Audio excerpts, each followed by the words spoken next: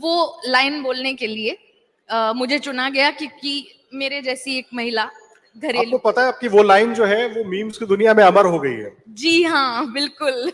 तो ये मेरे साथ बहुत ऑर्गेनिकली और ऊपर वाले की बड़ी कृपा रही कि ऐसा अपने आप हुआ। तो बस ये फर्क है कि मैंने उस अपॉर्चुनिटी को हाथ से नहीं निकलने दिया। और तो अपहरण की वजह से कैमरा के सामने आई और इतना सारा प्यार मिला, इतनी सारी जनता, अभी भी लोग मुझे पहचानते हैं और इंटरनेट की जनता ने नाम दिया बीसी आंटी। जी। दूसरा कोई काम नहीं करने वाली हूँ। आज मैं पूरी तरह से यहाँ हूँ और इस पल को जी रही हूँ। और यही एक गुरु मंत्र है कि आप जो काम कर रहे हैं उस वक्त मन लगा के पूरी तरह वो करें।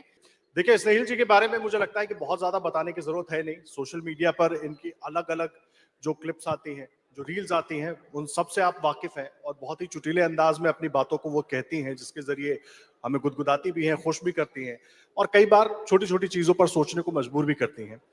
आप राइटर हैं, क्रिएटिव डायरेक्टर हैं, जी अब फिर आप एक फिल्म लिख रही हैं, एक्टर भी आप हैं। जी। इतना सब कुछ कैसे देखिए, और कैसे शुरू हुआ? अभी आप मुझे बता रही थी कि बहुत दुख हुआ जब माखनलाल चतुर्वेदी में आपको एडमिशन नहीं मिला, फिर उसके बाद इतना अचीवमेंट। जैसा कि अमूमन होता है हमारे देश में, जो आप बनना चाहते हैं वो आप बन नहीं पाते। तो मैं एक पत्रकार बनना चाहती थी, लेकिन घर वालों ने प्रेशर किया कि प्रोफेशनल डिग्री लो, तो हमें भी इंजीनियर बना दिया गया। और इंजीनियर बनने के बाद मैंने प्रयास बहुत किए बंबई जाके कि मैं किसी तरह न्यूज से जुड़ सकूं, जर्नलिस्ट बन सकूं, पर ऐसा हो नहीं पाया। तो नेचुरल जो प्रोग्रेशन था वो ये था कि फिल्मी दुनिया से जुड़ जाओ। तो मैंने टेलीविजन में कुछ 18 साल काम किया और उन 18 सालों में मैंने बहुत बड़े बड़े चैनल्स, बहुत बड़े बड़े शोज पे काम किया, लिखा। और ये मुझे पता चला कि मैं एक बहुत अच्छी स्टोरी टेलर हूँ, एक राइटर हूँ। तो टेलीविजन राइटिंग में बहुत अच्छी मेरी पकड़ हो चुकी थी। उसके बाद जब इंडिया में उत्पत्ति हो रही थी डिजिटल शोज की, ओटीटी प्लेटफॉर्म्स आ रहे थे बड़े बड़े इंटरनेशनल, उस दौरान एक सीरीज थी अपहरण, जिसकी वजह से मैं बीसी आंटी बनी। उस सीरीज पे मैं क्रिएटिव डायरेक्टर थी और वहां हमें एक कास्टिंग नहीं मिल रही थी जो कि फोन उठा के ए जी गाली दे रहा है कोई, वो लाइन बोलने के लिए मुझे चुना गया क्योंकि मेरे जैसी एक महिला घरेलू। आपको पता है आपकी वो लाइन जो है वो मीम्स की दुनिया में अमर हो गई है। जी हाँ, बिल्कुल। तो आजकल तो बच्चों का सपना होता है कि वो मीम बन जाएं या वायरल हो जाएं। तो ये मेरे साथ बहुत ऑर्गेनिकली और ऊपर वाले की बड़ी कृपा रही कि ऐसा अपने आप हुआ। तो बस ये फर्क है कि मैंने उस अपॉर्चुनिटी को हाथ से नहीं निकलने दिया। और तो अपहरण की वजह से कैमरा के सामने आई और इतना सारा प्यार मिला, इतनी सारी जनता, अभी भी लोग मुझे पहचानते हैं और इंटरनेट की जनता ने नाम दिया बीसी आंटी। जी। उस वजह से बीसी आंटी का पेज शुरू हुआ और अपहरण का सीजन 2 में एक बड़ा रोल लिख दिया गया मेरे लिए।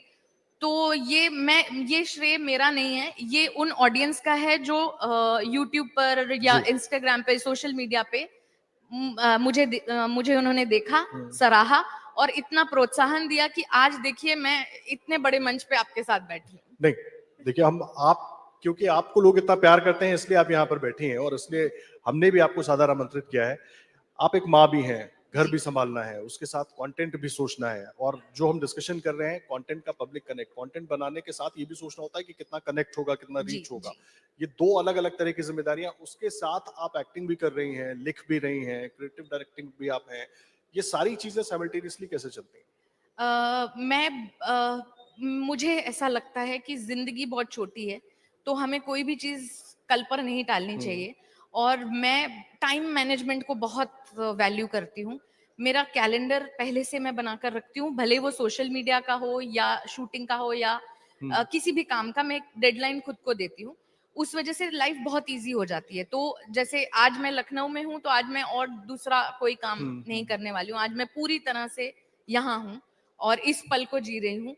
और यही एक गुरु मंत्र है कि आप जो काम कर रहे हैं उस वक्त मन लगा के पूरी तरह वो करें।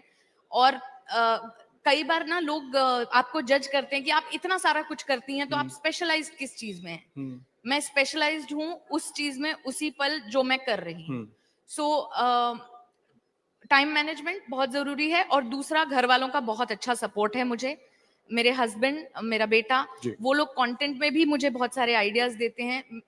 मेरे बहुत करीबी मित्र हैं, जैनम वोरा मेरे साथ यहाँ भी आए हैं, तो वो मेरा पूरा सोशल मीडिया हैंडल करते हैं। तो दोस्त, फैमिली, सब, जब आप कुछ अचीव करने लग जाते हैं तो सब लोग आपको सपोर्ट करने लगते हैं, ऐसा मुझे लगता है। नहीं, ये बड़ी बात आप कह रही हैं। लेकिन देखिए, एक सारे दर्शक आपको देख रहे हैं और आपकी रील्स देखते रहे हैं। मैं चाहता हूँ एक बार अटेंडेंस का एक छोटा सेशन यहाँ भी होना चाहिए, बिल्कुल। और आप अपने हिसाब से जिसकी चाहें वो अटेंडेंस एक बार आप कर जरूर लें। ठीक है, मैं कोशिश जी। करूंगी। क्योंकि यहाँ मुझे लगता है सब मौजूद हैं। आप चाहें तो हमारे उत्तर प्रदेश के नेताओं की अटेंडेंस भी कर सकते हैं, सब इस मंच पर से नहीं नहीं होते नहीं, हैं। इतनी इतनी बड़ी मैं गुस्ताखी नहीं करूंगी, लेकिन अटेंडेंस तो आज हमारे जितने भी यहाँ पर लोग आ रहे हैं संवाद में, उनकी अटेंडेंस जरूर ली जा सकती है। बिल्कुल। जैसे कि मैंने देखा कि कल माननीय योगी जी आए थे, और नुसरत भरूच आई थी हमारी इंडस्ट्री से हमें इमरान रिप्रेजेंट हाशमी कर। भी आए थे। इमरान हाशमी जी आए थे, वो तो खैर उनके लिए तो मेरी एक रील बहुत वायरल हुई थी।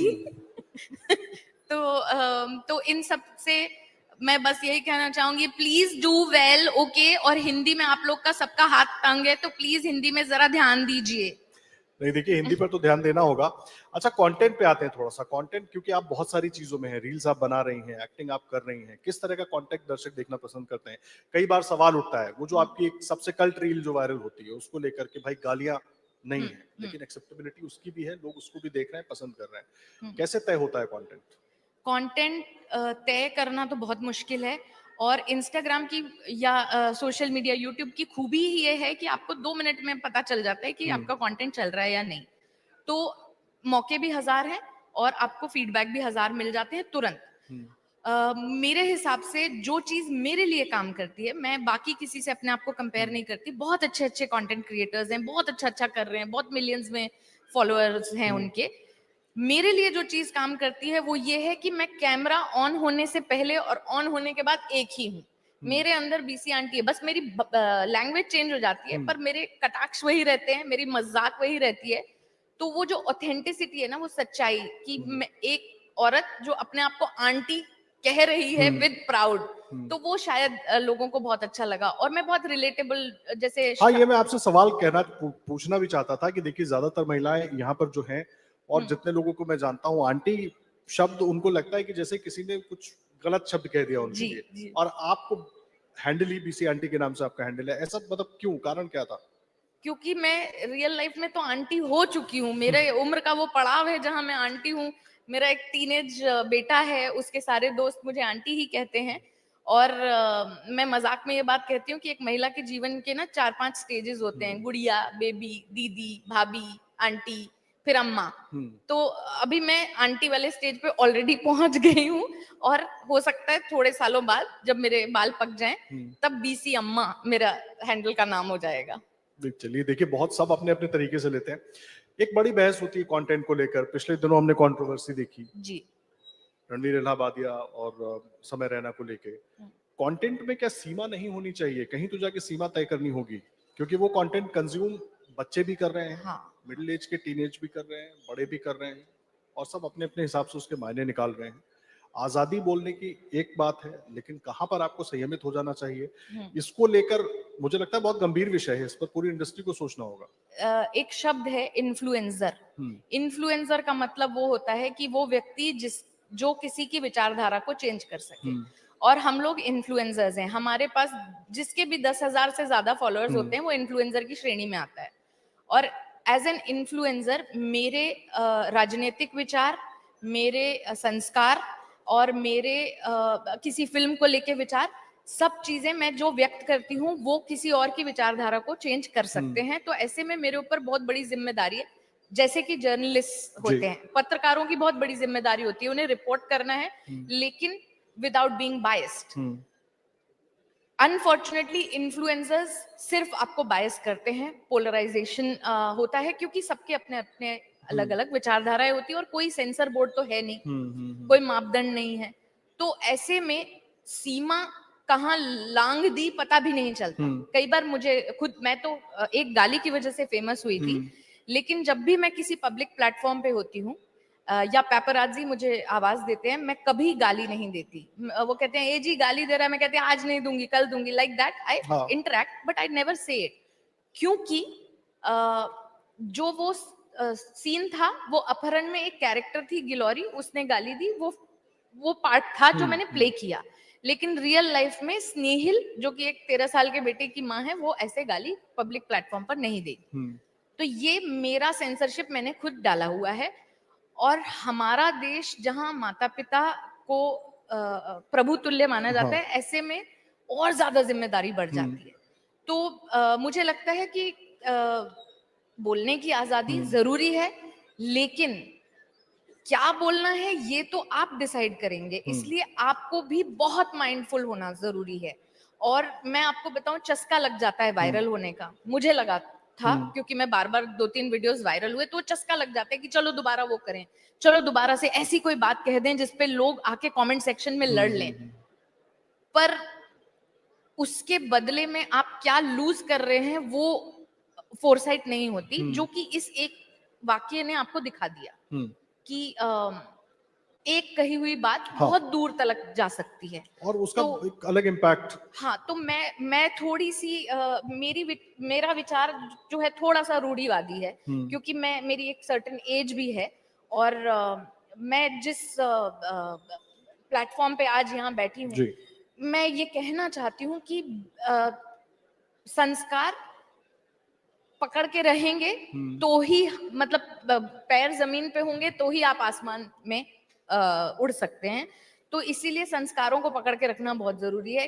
बेवजह की बेतुकी बातें करके फेमस होने का चस्का, ये थोड़ा सा गड़बड़ है। नहीं, ये बड़ी बात आपने कही। एक आखिरी सवाल आपसे, क्योंकि मैं कहीं देख रहा था आपका इंटरव्यू, आप कहती हैं कि हर बार काम के बाद लोग पूछते हैं क्या चल रहा है आगे। जी। तो क्या चल रहा है आगे, वही हमारा भी सवाल है। और अब किस रूप में आगे हम जल्दी से आपको देखने वाले हैं? तो बीसी आंटी तो मेरा शगल है, ऑनगोइंग है, वो ऑनगोइंग है, बहुत प्यार मिलता है। वो प्यार में मैं बिल्कुल लालची औरत हूँ, तो वीडियो ऐसे ही आते रहेंगे, ऐसे ही आप लोग प्यार देते रहिएगा। और इसके अलावा स्नेहिल, अब मैं एक फिल्म लिख रही हूँ, और क्योंकि मैं महिला सशक्तिकरण के बारे में बहुत सोचती हूँ, मैं एक सशक्त महिला हूँ, तो इसलिए मैं चाहती हूँ कि मैं ऐसी एक कहानी दर्शकों तक लेकर आऊं। चलिए, हमारी बहुत शुभकामना रहेगी आपको। और क्योंकि शो की ओपनिंग भी आपने अपने अंदाज में की थी, तो मैं चाहूंगा आप क्लोजिंग भी अपने अंदाज में ही करें। इस बातचीत, इस संवाद को खत्म भी आप ही करें। तो बहुत मजा आ गया आपसे बात करके, एकदम दिले खुश कर दिया आपने। तो भाइयों और बहनों, आप लोगों को हमारा संवाद कैसा लगा जरूर कमेंट करके बताइएगा। अच्छा चलते हैं, नहीं तो ए जी नीचे से कोई बुला ले। डॉट हो गया। Thank you so much. Thank you very much. अगर आप ये वीडियो YouTube पर देख रहे हैं तो हमारे चैनल को सब्सक्राइब कर बेल आइकन दबाएं, और Facebook पर देख रहे हैं तो हमारे पेज को लाइक करें। 8 मिलियन प्लस सब्सक्राइबर, आपके इस भरोसे के लिए बहुत धन्यवाद।